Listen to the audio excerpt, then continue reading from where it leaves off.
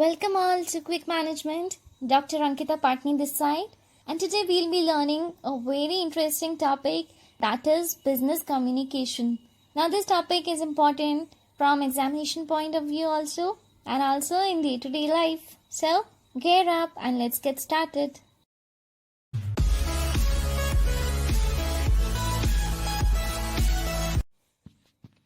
So we'll start by going through the origin of the word communication. The word communication has been derived from the Latin word communis, which means common. That is, communication signifies sharing of ideas in common. Now firstly we'll see the meaning of the term communication, and then we'll see the meaning of the combined term business communication. Now the dictionary meaning of communication is to convey or exchange information and share ideas. Now it is a process through which two or more persons transmit or exchange thoughts and ideas among themselves. According to W.H. Newman and C.F. Summer, communication is an exchange of facts, ideas, opinions, or emotions by two or more persons. Now let's switch to the meaning of the term business communication. Now the term business communication is derived from general communication, which is associated with business activities. It is the process of transferring information from one person to another within and outside the business environment.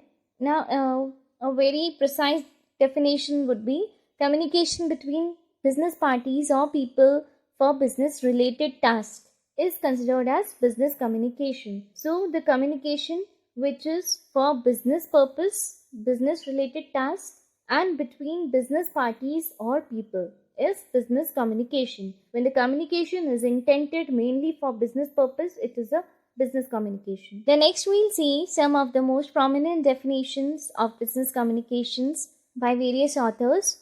Ricks and Go define business communication as a system that is responsible to affect change throughout the whole organization. According to WH, business communication is exchanging business-related different views, ideas, and news within the related parties. And Professor J. Hist stated that when the communication occurs between either two or more than two business people for the purpose of effective organization and administration of business, then it is considered as business communication. So you can pick up any of the definition for writing in examinations and grab some good marks. Next we'll see the elements of business communication. Now there are basically 6 elements of a business communication. These are the 6 basic essentials of a business communication. The first one is message. Now, message is the subject matter which is transmitted or passed by the sender to the other party or group of persons. Now, this message could be anything. It could be an opinion, order, suggestion, attitude, feeling, view, thought. It can be any message. So, it is the subject matter which is transmitted or passed by the sender to the other party. The next is the sender. Now who is the sender? Sender is the person who intends to pass the information and understanding to the person. So the one who wants to convey the information is the sender. Next is the receiver. The person to whom the message is meant for is known as the receiver.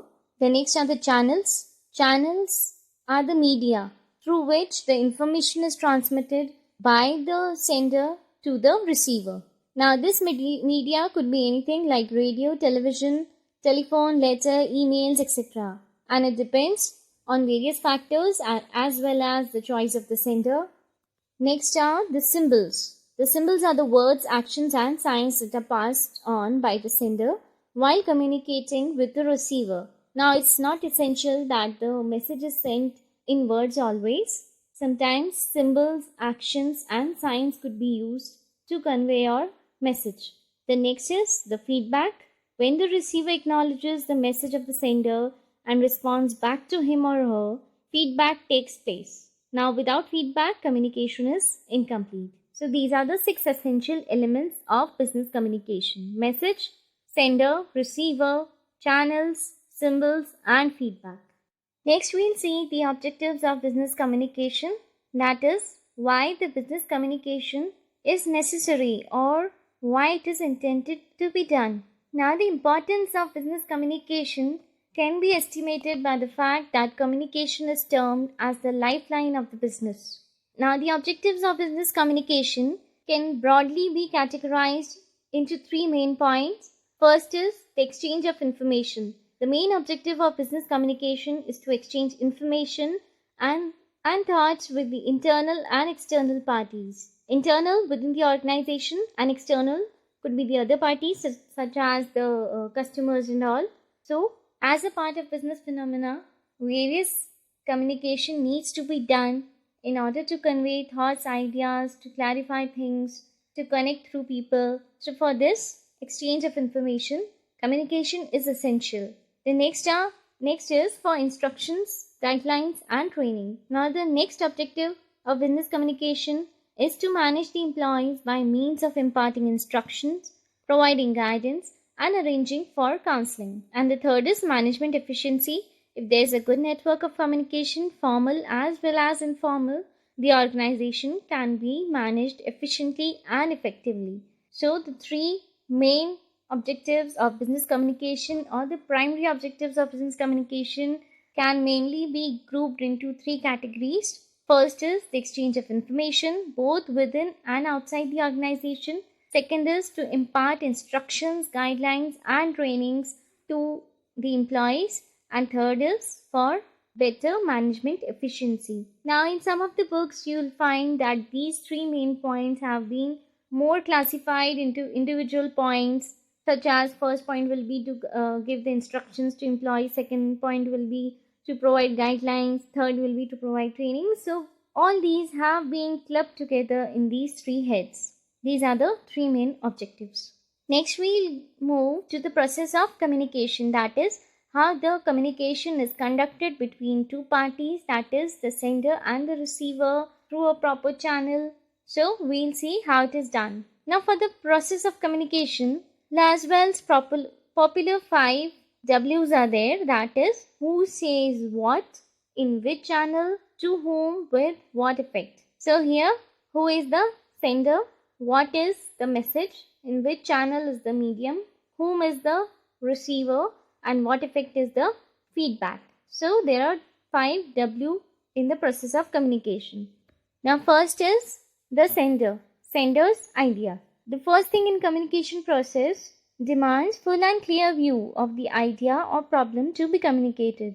The sender must be clear enough what he or she wants to convey. There should be an idea or a thought that has to be conveyed. Then second is the encoding the idea. When the idea is converted into a symbolic form in terms of some kind of language, it may be termed as encoding of the idea. Now, how the sender wants to convey the idea, that is by means of words, symbols, charts, diagrams, gestures, etc. So, this is the encoding of idea. Next is the transmission. In transmitting the idea, an appropriate channel or an appropriate medium has to be selected to convey the message. Now, this selection depends on various factors such as the distance, the urgency, the availability of means, the cost, the time, the personal choice of the sender. It depends on a lot of factors. Now, channel could be any verbal, non-verbal, written, symbolic, it could be anything. Whereas the medium could be telephone, emails, letter, face-to-face conversation, it could be any. So, we have seen first the sender must have the idea and a clear idea. Next, the sender will encode the idea in any means such as words, symbols, charts, gestures. The sender will encode the idea. And the third is transmission. The idea will be transmitted, the encoded message will be transmitted to the sender. Now, getting the message by the receiver. Now, here it is necessary that the receiver must get the message to make the communication fruitful and successful. Now, in case if someone has sent a letter but has not been delivered to the receiver, so here communication fails. The next is decoding the message. Now, decoding here means bringing out or interpreting the meaning of the message. Now, it is necessary here that the receiver understands the message in the same sense as the sender has intended and only with this the objective of communication will be fulfilled. So proper understanding by the receiver is equally well. The next is sending feedback. Now feedback is the receiver's response to the message and it evaluates the effectiveness of the message. The next component of the process of communication is channel. Now channels are the roots or part of the organization of the communication. The sender sends his idea or his message through a channel to the receiver, and consecutively the receiver sends feedback to the sender through the channel. So here we'll see the channel is used twice in the process of communication. Now channel could be anything such as the letter, any audio message, email, fax, telephone. These are the popular channels of communication, and these depends on a lot of factors such as the availability, the urgency, the situations, etc. And there is one more component, noise, which is present at every step of communication. Now, a noise may distort the message or convey any wrong message or may result in confusion and complexity. The noise is any disturbance in the process of communication. Next, we'll see a very important aspect of business communication, that is the channels of business communication. Channels are the roots or the parts through which messages are sent or received. That is, these are the parts or the mediums or the ways through which the messages are sent by the sender and are received by the receiver. So, we'll see these channels in detail. Now, the channels of business communication can be categorized into three heads, that is, on the basis of organization structure, next is on the basis of direction, and third is on the basis of way of expression. Firstly, we'll see on the basis of organization structure. Now, on this basis, the channels of business communication may be divided into formal and informal. Now, when communication is carried on through structured, organized, or official route, the channel is called formal channel. Whereas, when the communication is carried on through non-structured, unofficial, and unorganized route of communication is informal channel. Now, formal channel is like there are hierarchy of authorities and there are certain code of conduct that the communication has to be done in a particular way through a particular chain in a organized and systematic manner. So, following that channel is known as formal channel, whereas the informal channel is just a random communication between the employees or the employer manager or taking the unofficial route of communication. That is informal channel. The next we'll see on the basis of direction. Now, on the basis of direction, communication channels may be downward, upward, and horizontal or lateral. Now, the channels used for flowing information from top towards the bottom are called downward channel. That is, when the messages are passed from the top level to the lower level through the chain of hierarchy, this communication is called downward channel. Now, some of the examples could be notices, manuals, office orders, news display, etc. So, the flow of information is from upper level to lower level. For example, from managing director to the general manager, then to the departmental head, then to supervisor, and lastly to the employee. So, the chain of hierarchy is followed from top to bottom. Next is the upward channel. When the communication of information is from lower level to upper level is called upward channel. Now, this is the opposite of downward channel that we have seen right now. Now, the examples of this communication could be making request by the employees to the managers, providing timely feedbacks, escalating any issues, etc. So, the flow of information is from lower level to upper level. The next is the horizontal or lateral channel. Now, when communication takes place between the persons of same rank, a horizontal channel is said to be formed. Like the employees on the same rank or the managers on the same rank, they communicate among themselves. That is called a horizontal or lateral channel. The next category is on the basis of way of expression. That is how the message is conveyed. It could be oral or written. Now, when communication takes place in writing, That is through letters, reports, emails, fax. It is called a written channel. And when the communication is verbally done through different media such as speeches, meetings, telephones, audios, face-to-face conversation, these are the oral channels. Now sometimes it happens that even after taking care of every other detail, some misunderstandings arises. The receiver either does not interpret the message as it was intended to be, or may receive the message distorted or in a partial manner. So to eliminate these misunderstandings, we'll see what are the barriers of communication. That is, what factors hampers an effective communication. Now the barriers of effective communication could be of many types such as linguistic, psychological, emotional, physical, cultural, etc. So we'll have a glance at the various barriers of communication under different heads. Now the first head could be physical or environmental barriers.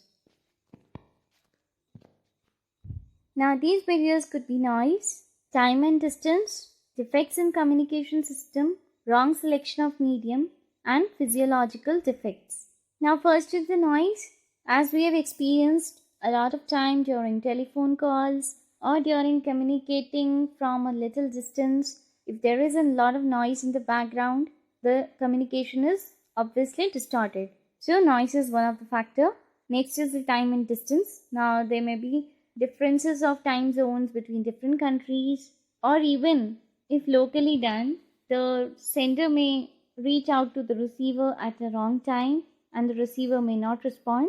So time is one of the factor, and obviously distance is also. If you are communicating from a distance to a neighbor, right, who are quite far away, or the voice is not reaching out there, so time and distance. Next is defects in communication system. Sometimes the phone lines are very much disturbed and distorted, or maybe you have sent a letter to your friend but it is somehow not received by your friend, so it is the defect in communication system. Next is the wrong selection of medium.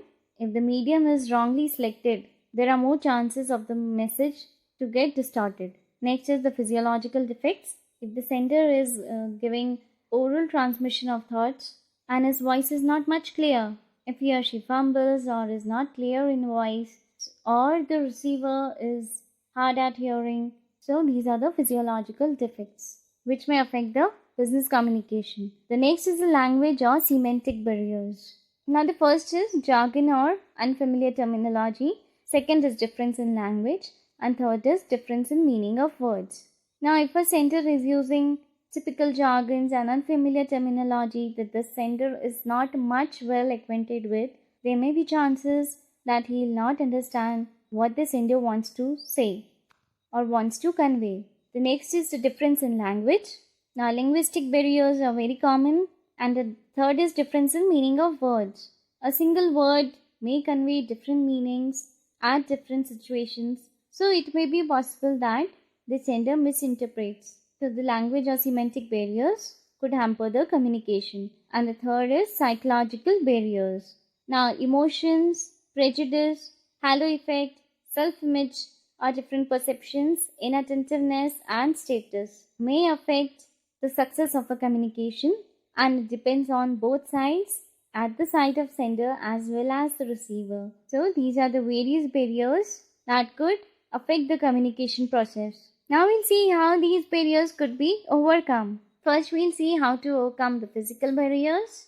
Now firstly, loudspeakers and microphones could be used to limit the effect of noise in a communication, especially in telephonic communications. Microphones and speakers could be used for more clarity. And next is the use of gestures, the actions.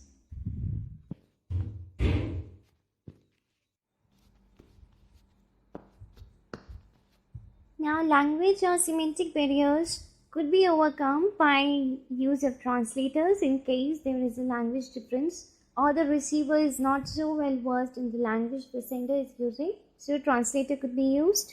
And psychological barriers could be overcome by keeping our emotional state in mind and not interpreting the message as per our emotional state. The sender as well as the receiver must consider the message irrespective of the mindset of the sender or the receiver at the present moment while taking or sending the message. So these were the ways to overcome the barriers to communication. Now in the next part of the video, I would like to discuss some of the important terms that are often used in communication, and these are often asked also in examinations, whether those examinations are objective or subjective. These are very important aspects, so I would like to cover them in this video. The first is the grapevine. Now grapevine is an informal channel of business communication. It is called so because it stretches throughout the organization in all directions irrespective of the authority levels. It exists more at lower levels of organization. Now grapevine is first of all an informal channel of business communication.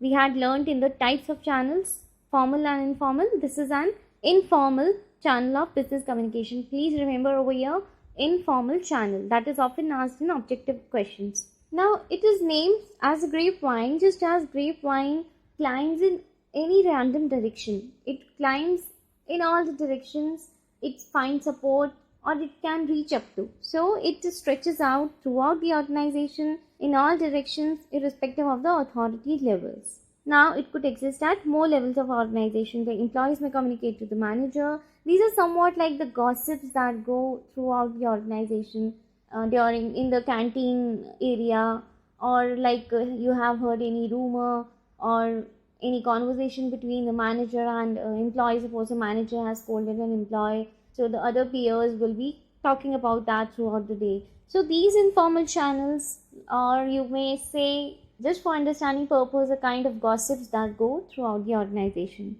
The next important concept is communication noise.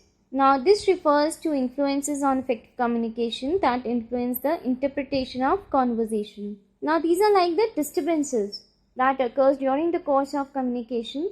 These disturbances could be like psychological, like we discussed before in the barriers to communication, environmental noises that are out of our reach, physical noises, and semantic noises. Semantic noises are most related with the language or the words that the sender is using during the course of communication. It is mostly caused by the sender.